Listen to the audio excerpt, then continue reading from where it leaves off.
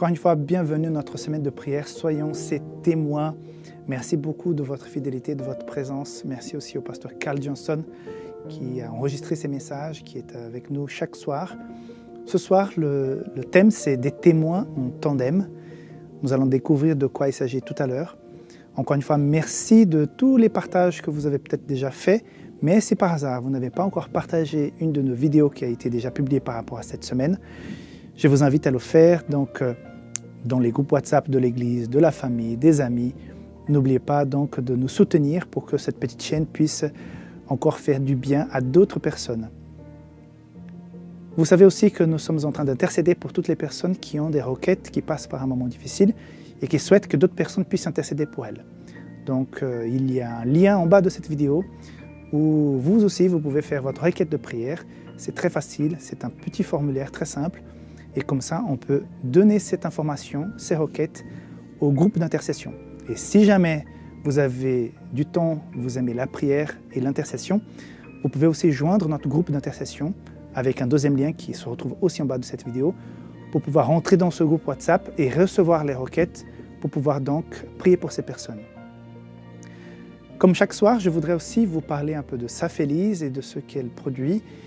Et vous allez peut-être trouver un peu étrange, mais ce soir, je voulais vous parler du manuel d'église. En fait, c'est un manuel qui est très demandé. Vous savez qu'à chaque fois que nous avons une rencontre de conférence générale, le manuel était mis à jour, donc il reçoit une révision générale. Et j'ai ici avec moi le dernier, et plusieurs d'entre vous ont réclamé donc le manuel de l'église. Donc on a pris la décision d'imprimer version papier. Même s'il est disponible sur Internet, plusieurs le souhaitent avoir en physique. Donc, si jamais, sur safélise.com, désormais, c'est disponible, le manuel d'église en français. Comme vous le savez, chaque soir, nous avons un temps de louange, suivi d'un moment où tu te prépares en priant Dieu pendant 1 minute. Après, nous avons le message du pasteur Carl Johnson. Et ensuite, un chant de louange. À la fin, on se retrouve pour la conclusion. Donc, encore une fois, merci beaucoup de votre présence, de ta présence en particulier, et que Dieu puisse te bénir au travers de l'émission de ce soir. À tout bientôt.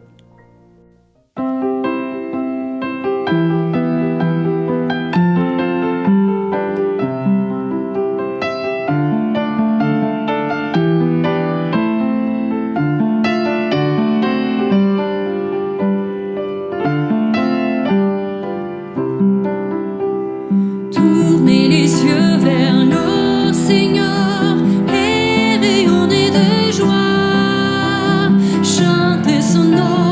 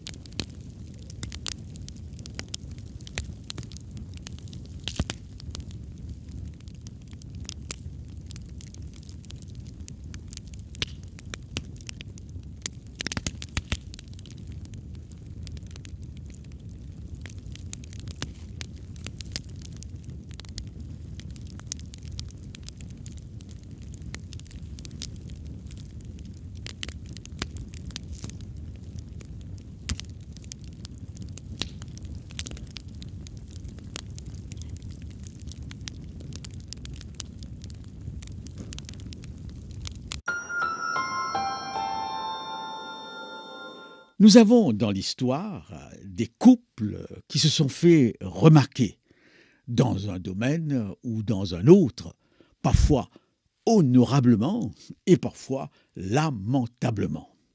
Nous avons tous entendu parler de Bonnie et Clyde, de Roméo et Juliette, de Marc-Antoine et Cléopâtre, de Pierre et Marie Curie, plus récemment de John Fitzgerald et de Jackie Kennedy, Michelle et Barack Obama. Dans la Bible, le contexte est très patriarcal, c'est une évidence. On parle beaucoup des hommes, mais on ne dit pas grand-chose sur leurs épouses. On connaît parfois le nom des uns et des autres, Sarah, Séphora, mais les détails qui nous sont donnés sur ces femmes sont très très limités. Nous ne connaissons pas les femmes des prophètes, nous ne connaissons pas les femmes des apôtres. Nous savons que Pierre était marié parce que Jésus va guérir sa belle-mère, mais qui était-elle? Eh bien, nous ne le savons pas.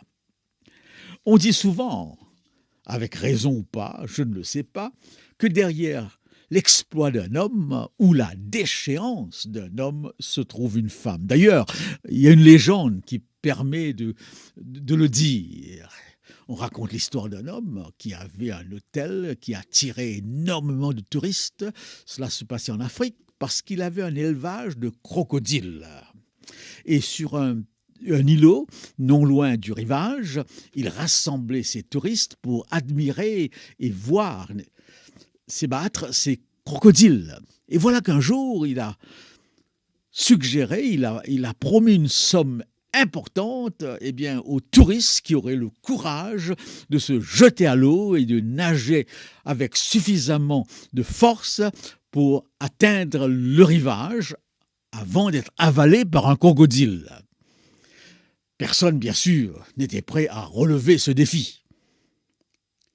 C'était tellement impressionnant lorsque tout à coup, on a vu un homme se jeter à l'eau. Et il a nagé à une vitesse extraordinaire. Il est arrivé à l'autre bout du rivage, sain et sauf. Les journalistes sont tout de suite venus parce que l'exploit s'est répandu. Et à un journaliste qui lui disait « Monsieur, comment se fait-il que vous avez eu le courage de vous jeter à l'eau ?» Et il a répondu « Non, ce n'est pas moi. Au contraire, j'avais une frousse terrible. C'est ma femme qui m'a poussé. » Et aussitôt poussé à l'eau, j'ai dû me battre pour arriver jusqu'au rivage. Eh bien oui, il semble que derrière les exploits d'un homme, ou même parfois derrière la déchéance d'un homme, se trouve une femme. Notre présentation de ce soir a pour titre « Le témoignage d'un couple en équipe ». Donc, une équipe composée d'un homme et d'une femme, du mari et de la femme. C'est assez rare, mais cela représente un témoignage particulier. Il est question de Priscille et Aquila, un couple juif. Certains pensent même qu'elle était d'origine italienne. Ce serait donc un couple mixte, mais nous n'avons pas beaucoup de détails à ce sujet. Que pouvons-nous apprendre du témoignage de ce couple? Ils sont mentionnés que 6 fois dans le Nouveau Testament, particulièrement dans les Actes des Apôtres. Alors, je vous propose que nous lisions les textes et que nous en dégagions quelques principes clés sur la force du témoignage en équipe et particulièrement le témoignage d'un homme et de sa femme. Lisons les textes. Actes chapitre 18 et le verset 2 à 3. Après cela, Paul partit d'Athènes et se rendit à Corinthe. Il y trouva un juif originaire du Pont, récemment arrivé d'Italie, avec sa femme Priscille, parce que Claude avait ordonné à tous les Juifs de sortir de Rome. Il se lia avec eux, et comme ils avaient le même métier, il demeura chez eux et y travailla. Il fabriquait des tentes. Acte 18, verset 18. Paul resta assez longtemps à Corinthe.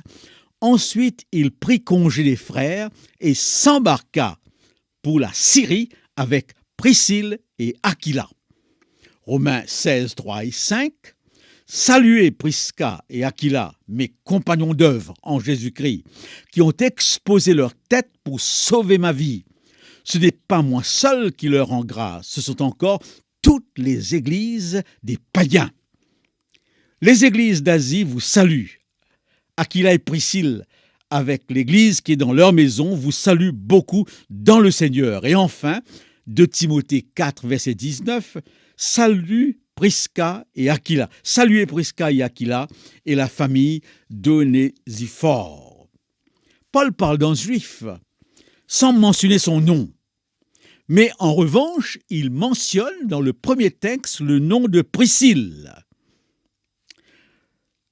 On est frappé parce que le nom de Priscille reviendra plusieurs fois, mais toujours avant Aquilas. Il s'embarqua pour la Syrie avec Priscille et Aquilas. Priscille donc est nommée avant. Saluez Prisca et Aquilas. De nouveau, Priscille avant. Les églises d'Asie vous saluent. Aquilas et Priscille, c'est la seule fois où Aquilas est mentionné le premier. Et finalement, saluez Prisca et Aquilas. 4 fois, Priscille vient avant Aquilas. Et la première fois, elle est seule mentionnée par son nom. Que pouvons-nous nous déduire sur ce fait?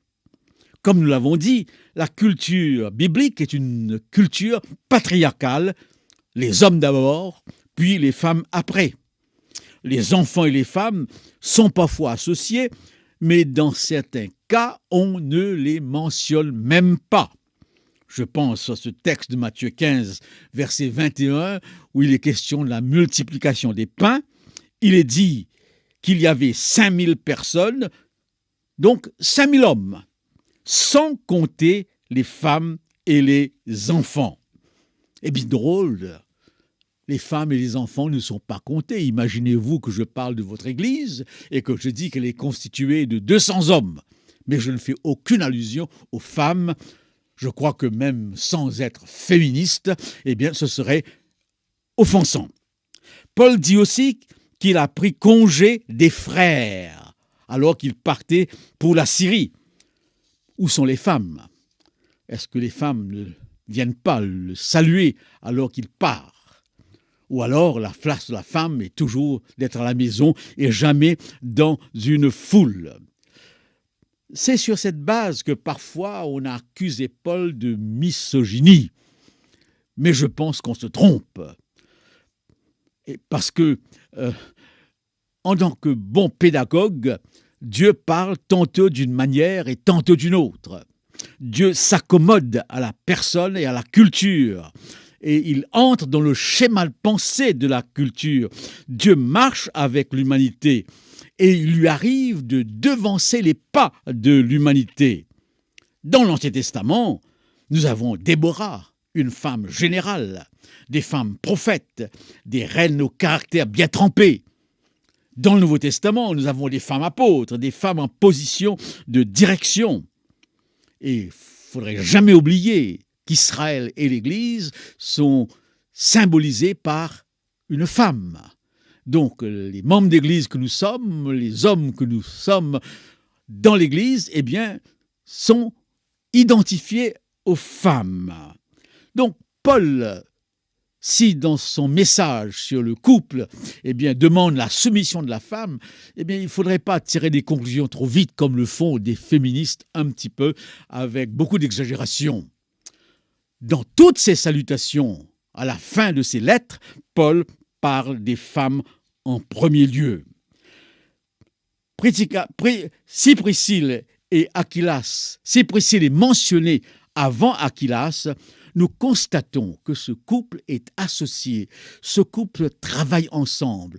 Ensemble, ils témoignent pour l'œuvre de Dieu. C'est un couple vraiment indissociable.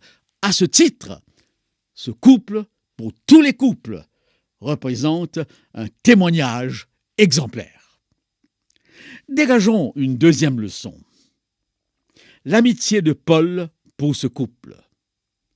En les rencontrant pour la première fois, il est dit « il se lia à eux ». il faut du temps pour se lier. On ne va pas se lier aux uns et aux autres du jour au lendemain. Paul est célibataire. En tant que rabbin, il était sans aucun doute marié. Et on suppose qu'après sa conversion, quelque chose s'est passé, il s'est retrouvé seul. Et il souffrait probablement de solitude. Il avait besoin de relations et d'amitié. Dieu même dit dans le récit de la création, il n'est pas bon que l'homme soit seul. Pour se lier d'amitié, il faut qu'on ait des points de contact, des points communs qui attirent comme un aimant. Quels sont les points communs de ce trio, Paul, Aquilas et Priscille? Nous apprenons que Priscille et Aquilas ont connu sous l'empereur Claude une expulsion territoriale. Ce sont des immigrés forcés, des voyageurs. Paul n'a pas connu l'expulsion politique au même titre que ces deux, mais il a connu d'autres épreuves. Et dans l'Épître aux Hébreux, où il considère les chrétiens comme des voyageurs sur la terre, des déracinés, on peut comprendre que l'expérience du déracinement, eh bien, Paul le connaît. Voilà donc un premier point commun. Avec Aquilas et Priscille, il est sensible à la question du déracinement social et culturel. Priscille et Aquilas sont des laïcs passionnés pour l'œuvre de Dieu. C'est une puissance lorsque le pasteur et sa femme, eh bien, sont associés. Et lorsque l'Église se rend compte, eh bien, que les deux travaillent dans la même direction. Parfois, cette situation peut être catastrophique lorsque un va à gauche et l'autre va à droite et qu'on constate que ce couple, même dans le ministère, n'est pas sur la même longueur d'onde. Mais ça s'applique aussi à n'importe quel couple laïque de l'Église. Paul les appelle « mes compagnons d'œuvre ». Oui, il les appelle « mes compagnons d'œuvre » et ils font un voyage ensemble. Ensemble, ils vont en Syrie. Ce couple, au même titre que Paul, a une vocation de missionnaire. Le deuxième point de contact, c'est qu'ils pratiquent le même métier. Ils sont tous les trois des fabricants de tentes. Lorsqu'on est dans la même profession, on a beaucoup de choses à se dire, on a beaucoup de choses à partager et on peut se comprendre. Chaque profession a son langage, a ses habitudes, a ses mouvements. Donc, Paul est à l'aise avec ces deux autres parce qu'ils sont les trois fabricants de tentes. L'étendue de cette amitié est remarquable. Paul va habiter chez Priscille et Aquilas pendant longtemps. Avouons-le, on n'accepte pas n'importe qui sous son toit pendant longtemps. Et soit ce sont des parents ou ce sont des amis très proches. Et exceptionnellement, des étrangers que nous acceptons par charité chrétienne. Priscille et Aquilas ont pris des risques pour Paul. D'ailleurs, Paul le dit, ils ont exposé leur tête pour moi. Nous n'avons pas des détails à ce sujet, mais le terme est fort. Ils ont exposé leur tête. Entre mots, Aquilas et Priscille, dans une circonstance que nous ne connaissons pas, ont pris le risque de mourir pour Paul.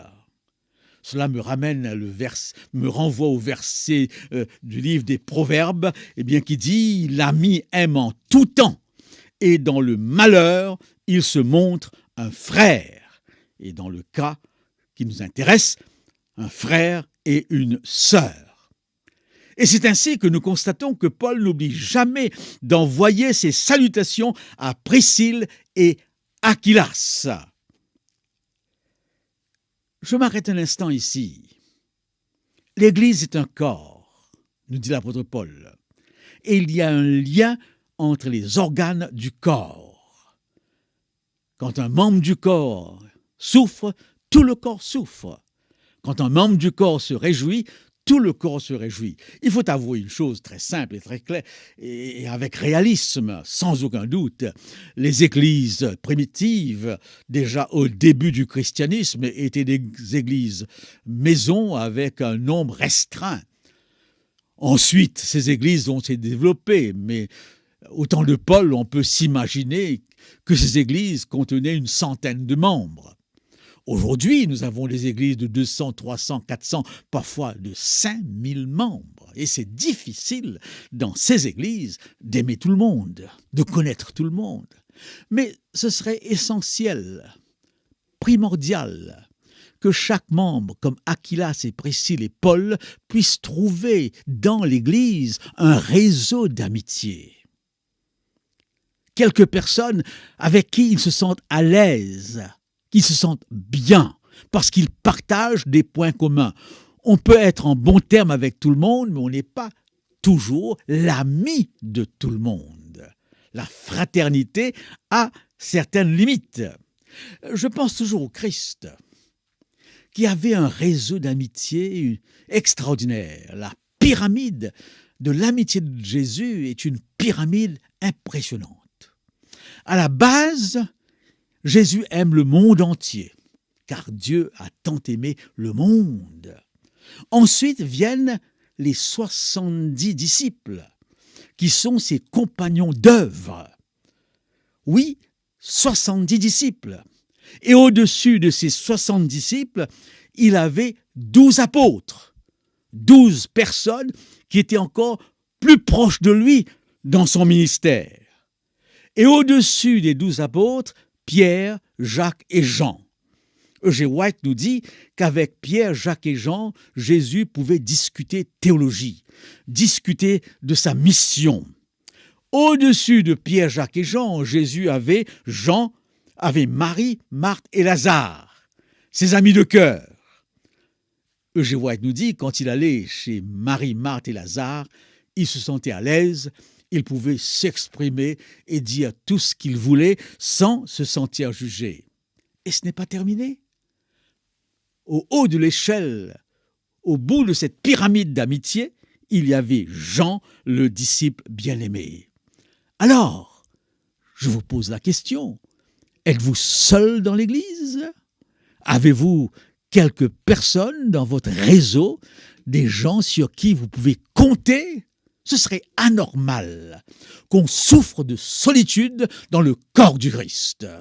Et j'en ai rencontré des gens qui arrivent et qui s'en vont. Et d'ailleurs, quelqu'un me disait un jour qu'il n'avait aucun problème avec personne dans l'Église parce que la présence des uns et des autres, les différences dans les tempéraments et dans l'histoire des uns et des autres, parfois, cause conflit. Et ça se comprend. Et alors cet homme qui n'avait aucun problème a attiré mon attention et je lui ai dit « Mais comment fais-tu pour ne pas avoir de problème dans tes relations avec les uns et les autres dans l'Église ?» Et sa réponse a été claire, c'est pas compliqué. J'arrive le premier à l'Église et je pars aussi le premier. En d'autres mots, il ne parle avec personne. Là, il y a une fausse compréhension de l'Église. Un des meilleurs moments de l'Église, c'est le moment où nous avons le temps d'échanger, de partager. L'Église est un corps. L'Église est une famille. C'est anormal que quelqu'un se sente seul dans l'Église.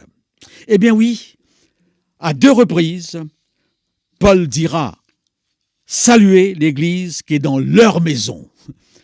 On parle beaucoup des églises maisons aujourd'hui, des églises du quartier, des églises cellules, des églises oikos. L'église primitive était ainsi segmentée en petits groupes. Et nous avons des détails sur ces petits groupes. Joachim Jérémias, qui est un spécialiste du Nouveau Testament, nous dit qu'il y avait environ 500 petits groupes à Jérusalem. Imaginez-vous 500 groupes avec 20 à 30 personnes dans chaque groupe. Ce témoignage est beaucoup plus fort qu'une église de 500 personnes. Eh bien, Aquilas et Priscille avaient une église dans leur maison. Et Paul qui dit « Saluez l'église dans la maison. Il m'est arrivé de dire à mes collègues pasteurs, à certains membres d'Église, que le Covid, qui pendant 2 ans nous a séparés physiquement de l'Église, était l'occasion par excellence pour se grouper, pour développer des églises maisons. Je ne sais pas si on l'a fait, mais le fait que les églises soient fermées ne devrait pas être une raison pour s'isoler. Et je suis tellement malheureux lorsque quelqu'un me dit « mon église était fermée, je suis resté à la maison », alors qu'elle aurait pu se joindre à un petit groupe non loin. Et très souvent, on entend cette réaction « j'ai pas été là parce que c'est pas mon église ». Depuis quand nous avons une église? C'est l'église de Dieu, la famille de Dieu. Et partout, nous devrions nous sentir à l'aise. Eh bien oui, saluer l'église qui se trouve dans leur maison. Et j'aurais tendance à dire que dans une société déchristianisée, allergique aux étiquettes, allergique à l'institution, les églises maisons sont peut-être la réponse à la spiritualité contemporaine. Eh bien, Aquilas et Priscille ont la capacité, ont la formation pour diriger une église maison, parce qu'il est dit qu'ils rencontrèrent un juif nommé Apollos, originaire d'Alexandrie, éloquent et versé dans les Écritures. Il est dit aussi, n'est-ce pas, que cet homme, cet érudit, a enseigné avec exactitude ce qui concernait Jésus, même s'il n'avait connu que le baptême de Jean. Il se mit à parler librement dans la synagogue. Aquilas et Priscille, l'ayant entendu, le prirent avec eux et lui exposèrent plus exactement la voix de Dieu. Ce couple avait donc une formation de base. Ce couple est en mesure de parfaire la connaissance d'Apollos, qui était déjà un érudit, qui avait déjà une forte compréhension de la parole de Dieu. Il lui manquait certains éléments, et c'est Aquilas et Priscille qui vont compléter, parfaire sa connaissance. Les leaders d'un groupe maison doivent être des pasteurs du groupe. Je souligne en dernier lieu, alors que nous terminons ces quelques réflexions, que Paul dira « Toutes les églises des païens rendent grâce à Aquilas et Priscille ». Cela m'a frappé, pour une raison très simple, et je serai très franc. Nous avons connu des difficultés immenses dans tous les pays de l'Ouest lorsque les vagues d'immigration se sont déversées. On a constaté que la rencontre de cultures différentes, au lieu d'être un plus, a très souvent été négatif. Il y a eu ce que les sociologues appellent le white flight, la fuite des Blancs. Les immigrés ont rempli l'espace à un point où les gens du pays ont préféré soit partir très loin, former une autre église. Et nous avons ce problème dans les Actes des Apôtres. Le Concile de Jérusalem va régler justement les conflits causés par l'entrée massive des païens. Et les judéo-chrétiens seront frustrés et vont vouloir imposer à ces païens convertis un joug beaucoup plus lourd qu'eux-mêmes ne pouvaient les porter. L'église de Jérusalem était une église judéo-chrétienne. Et je vous fais remarquer que pour la première fois, l'église est appelée chrétienne, c'était à Antioche. Elle est appelée chrétienne au moment où elle est une église universelle avec juifs et païens associés ensemble dans l'église. Nous pouvons être des chrétiens, mais nous atteignons le stade d'église chrétienne aux yeux de Dieu, où nous sommes un peuple avec nos différences, mais ensemble. Bon, je peux comprendre que parfois la langue ne permet pas cela, mais on devrait pouvoir passer au-delà de cette barrière. le peuple de Dieu est un peuple où il n'y a plus ni juif, ni grec, ni homme, ni femme. Et c'est probablement dans la société humaine la seule entité qui soit universelle dans sa forme, dans son contenu. Quel témoignage dans un monde où la race, l'ethnie, les particularités détruisent énormément. Eh bien oui, les églises des païens, les églises non juives, saluent Aquilas et Priscille, qu'ils estiment, c'est qu'ils pouvaient les regarder comme des frères et sœurs en Christ, sans aucun préjugé. Aquilas et Priscille nous donnent l'exemple d'un couple, mari et femme, qui œuvrent pour Dieu. Aquilas et Priscille nous font comprendre que l'union fait la force.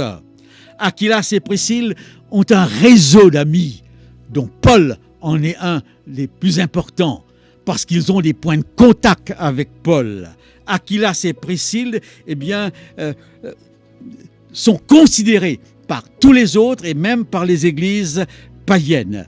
Aquilas et Priscille semblent être capables de se faire comme Paul tout à tous et capables de diriger une église dans leur maison. Ils sont là vraiment un témoignage extraordinaire pour l'avancement du peuple de Dieu.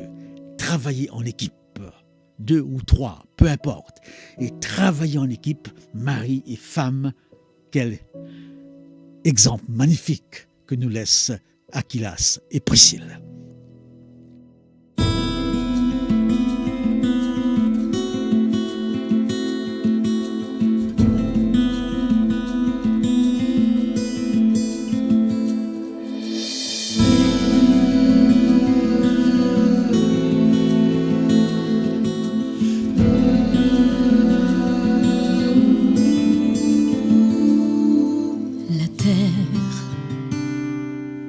On dirait que c'est arrêté, la terre, devant le désespoir et la misère de cette ville qui s'envole en poussière. La terre, une prière s'est élevée au-delà des frontières, cherchant une âme toujours prisonnière et qui respire encore sous les pierres. Une prière, donne-lui de l'eau. Il est là depuis longtemps. Donne-lui